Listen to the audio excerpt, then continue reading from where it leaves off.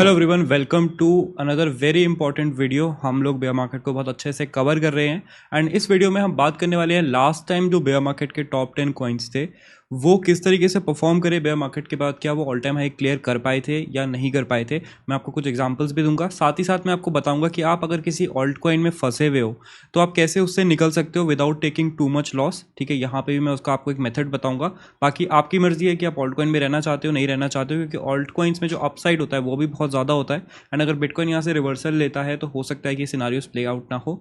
उसका मुझे नहीं पता, but better be safe than sorry. आप जैसे एक इन्फॉर्मेशन के लिए भी ये वीडियो देख सकते हो। इस वीडियो से आपको बहुत कुछ सीखने को मिलेगा, तो प्लीज पूरी वीडियो देखना, काफी रिसर्च इसमें मैंने लगाई है। तो एंड ऑफ कोर्स लाइक कर देना वीडियो को, ताकि ऐसी वीडियोस आप और देखते रहो। नाउ बेयर मार्केट की सिचुएशंस यहाँ पे क्रिएट हो रहे हैं धीरे धीरे। मार्केट सेंटीमेंट्स बहुत बुरे हैं एंड सेम टाइप के सेंटीमेंट्स हमने लास्ट ईयर भी देखे थे जून 2021 में। लेकिन यहाँ पे एक और चीज़ है जो इसको एडिशनली ऐड कर रही है, वो है कि रिसेशन टाइप के सिनारियोज बन रहे हैं। Even stock market is reacting like that, जो कि हमें लास्ट टाइम देखने को नहीं मिला था। प्लस कुछ और मैक्रो फैक्टर्स हैं जैसे यूक्रेन रशिया वॉर है, तो ये सब इन चीज़ों को इफेक्ट कर रही है। मार्केट में अगर हम देखें तो काफ़ी सारे स्टार्टअप्स अपने एम्प्लॉयज़ को फायर करना स्टार्ट कर रहे हैं, क्योंकि वीसी फंडिंग यहाँ पे रुक गई है। अब फंडिंग जो मार्केट में रुक जाती है, वीसी फंडिंग जो बेसिकली होती है कि कितने वॉलेटाइल एसेट्स में वीसीज इन्वेस्ट करना चाहते हैं। तो स्टार्टअप में investing is very very volatile.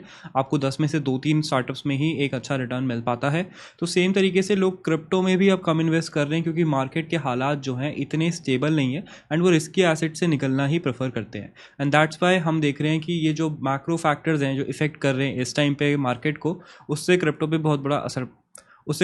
बहुत बुरा असर पड़ रहा है। तो ये चीज़ कंटिन्यू रह सकती है। सीपीआई नंबर्स जैसे जैसे रिलीज होते रहते हैं एंड हम साथ में देख रहे हैं कि इंटरेस्ट रेट हाइक भी हो रही है इन्फ्लेशन वगैरह के साथ। तो ये सारी चीज़ें काफ़ी ज़्यादा इफेक्ट करी है क्रिप्टो मार्केट को। हो सकता है मार्केट यहाँ से बाउंस करे ना करे, बहुत सारी चीज़ों पर डिपेंड करता है। बट लेट्स कंसिडर कि ये बेयर मार्केट आ जाता है तो क्या आपकी स्ट्रैटेजी रहनी चाहिए, वो हम इस वीडियो में यहाँ पे डिस्कस करते हैं। स्क्रीन पे आपके सामने है कॉइन मार्केट कैप का एक स्नैपशॉट, जो कि जनवरी 7, 2018 को लिया गया था, जो कि बिटकॉइन के टॉप हिट करने के थोड़े दिन बाद का ही है। अगर हम 2018 का चार्ट देखें बिटकॉइन का, तो जनवरी हमारे पास रफली इस एरिया में आता है, जो कि लास्ट टाइम के बेयर मार्केट का टॉप था।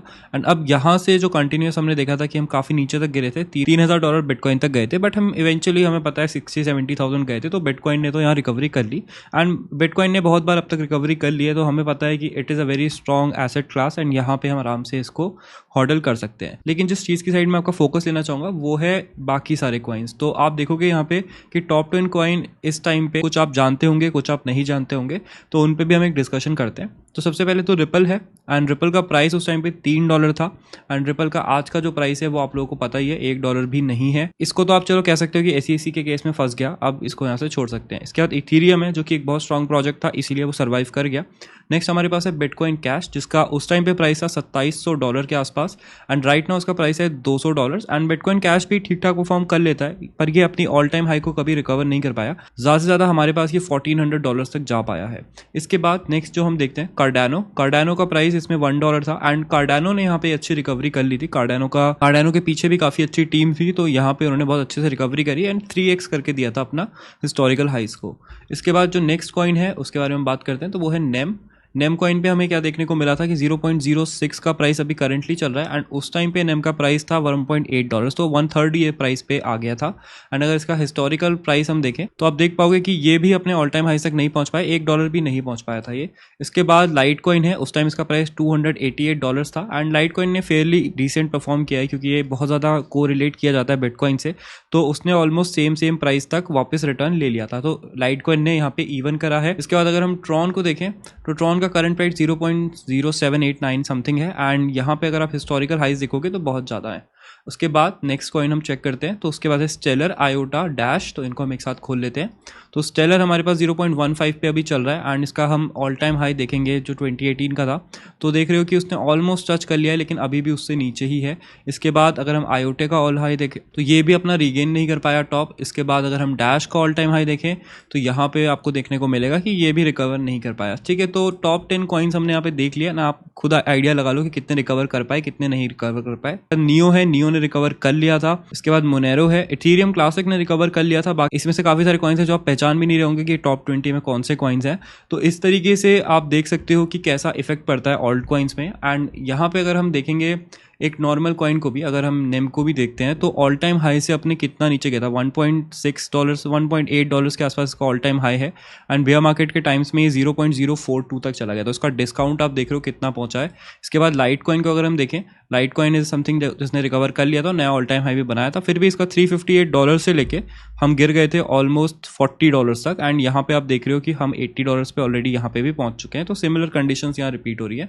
इसके बाद हम ट्रॉन को देखें तो ट्रॉन हमारे पास 0.22 तक था, एंड इसके बाद नीचे ये 0.01 तक था, तो ऑलमोस्ट 90% सारे ऑल्ट कॉइन्स यहाँ पे खो चुके हैं। और ये स्ट्रॉन्ग टॉप 10 वाले ऑल्ट कॉइन्स है, ये छोटे मोटे नीचे वाले ऑल्ट कॉइन्स का तो पता नहीं क्या ही हुआ होगा, बट ये स्ट्रॉन्ग टॉप वाले ऑल्ट कॉइन्स है। तो यहाँ पे आपको एक आइडिया मिलता है कि आपको ऑल्ट कॉइन से एक्सपोजर कम क्यों करना चाहिए, एंड इथीरियम बिटकॉइन में हम ज़्यादा आपको फोर्स क्यों करते हैं। इसके बाद अगर आप किसी ऑल्ट कॉइन में फंसे हो या आपको लग रहा है कि ऑल्ट कॉइन सर्वाइव नहीं करेगा, मैं ये नहीं बोल रहा हूँ कि आपका ऑल्ट कॉइन सर्वाइव नहीं करेगा, लेकिन इफ़ यू थिंक कि वो नहीं करेगा, तो मैं आपको एक तरीका बताता हूँ जो कि वैसे बहुत बेसिक तरीका है, ऐसा कुछ स्पेशल नहीं है, लेकिन आप चाहें तो वो यूज़ कर सकते हैं अगर आप बहुत ज़्यादा फंसे हुए हो। ठीक है, तो एग्जाम्पल लूँगा मैं BNB का। ठीक है, BNB फॉर एग्जाम्पल आपके पास BNB का कॉइन है, एंड BNB का यहाँ पे नीचे जो है ये हमारे पास BNB USDT के प्राइस में है, एंड ये BNB अपॉन बिटकॉइन है। अगर हम बिटकॉइन से खरीदें या सेल करें किसी कॉइन को, तो उसको BNB अपॉन बिटकॉइन बोला जाता है, मतलब अपॉन बिटकॉइन होता है। अगर USDT से खरीदते हो तो अपॉन USDT होता है। अब अगर आपने ऑल टाइम हाई पे खरीदा होगा जो कि नवंबर अराउंड 13 के आसपास था, तो वहाँ से आप कितने डाउन होंगे अगर आपने BNB खरीदा है। ठीक है, right now you are down around 50%। ठीक है, ज़्यादा नहीं है बट अराउंड 50% आप डाउन हो। तो नवंबर 2021 के आसपास आप इतना हो, मान लो आपने उसके बाद यहाँ पे भी खरीदा है। ठीक है, तो हम इसको ऑल टाइम हाई से लेते हैं। ठीक है, बिटकॉइन वाली ऑल टाइम हाई से ही ले लेते हैं। मान लो आपने दोनों साइड वर्स्ट केस लगा लेते हैं, तो ऑल टाइम हाई से ये वहाँ से डाउन है केवल 16%। एंड अगर नवंबर 21 से अगर हम देखें इसको, तो यहाँ पे आपका जो BNB डाउन है बहुत कम, लाइक 1% के आसपास ही डाउन है। तो अगर आप इसको डायरेक्टली बिटकॉइन में कन्वर्ट कर लेते हो, आपको लग रहा है कि BNB रिकवर नहीं करेगा, जस्ट सेइंग, मैं बस एग्जांपल दे रहा हूँ, ये नहीं कह रहा हूँ कि नहीं करेगा, बट आपको लग रहा है अगर BNB रिकवर नहीं करेगा तो आप इसको सेल करके बिटकॉइन में कन्वर्ट कर सकते हो डायरेक्टली उसके BTC के पेयर में उसको ट्रेड करके। एंड यहाँ पे हमें पता है कि BTC तो रिकवर कर ही लेगा अपनी ऑल टाइम हाई, सबसे ज़्यादा चांसेस BTC के ही होते हैं, तो 2-3x यहाँ पे आपको आराम से मिल जाएगा। यहाँ से 50% तो बिटकॉइन डाउन ही है, तो 60,000 भी अगर वो जाता है तो 2x तो आराम से दे देगा। ठीक है, तो आपका जो लॉस यहाँ पे होना था 50% का, वो एक ऑलमोस्ट गारंटीड प्रॉफिट में कन्वर्ट हो जाएगा। ठीक है, दैट्स वाई हम देखते हैं कि जब बेयर मार्केट आता है तो बिटकॉइन की डोमिनेंस जो है हिस्टोरिकली बहुत ऊपर चली जाती है। ठीक है, बिटकॉइन की डोमिनेंस हाई रहती है जब इस टाइप का मार्केट हमारे पास आता है। 2018 के टॉप पे रफली आप देख रहे हो अराउंड 36% तक पहुंच गया था, जो कि जनवरी 2018 था। उसके बाद ये धीरे धीरे इंक्रीज हुआ क्योंकि लोग ऑल्ट कॉइन्स को छोड़ के बिटकॉइन में पैसा डालना स्टार्ट करते हैं, एंड ये 69-70% इसके आसपास झूलता रहा। एंड जनवरी 2021 में इसने 70% क्रॉस किया। उसके बाद हमारा